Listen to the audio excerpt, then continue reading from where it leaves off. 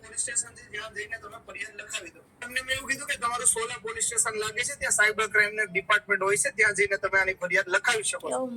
એ ભાઈ સોલા પોલીસ સ્ટેશનમાં પહોંચે છે, તેમનો જે અધિકારી હોય કે જે બેઠો હશે એમને મળે અને વ્યક્તિ એવું કહે છે કે આ અમારાથી ના થઈ શકે, આમાં કઈ એને ફરિયાદ ના લીધી અને એને એ જ વસ્તુ 19-30 માં ફોન કરીને ફરિયાદ કરી. મને તો સોચ્યો મોબાઈલ પકડાઈ દીધો. 19-30 વાળા એવું કે www.cybercrime.com માં ફરિયાદ કરવાની વેબસાઈટ ગવર્નમેન્ટ આઈફોન આઈફોન મોટું ટીવી મોબાઈલમાં દેખાતો હતો આઈફોન 14 આઈફોન જ લઈ. બેંક ઓફ બરોડામાં ગયા પોતાની શાખામાં. બેંક ઓફ બરોડાને કહ્યું કે આવું એક પેમેન્ટ થઈ ગયું છે.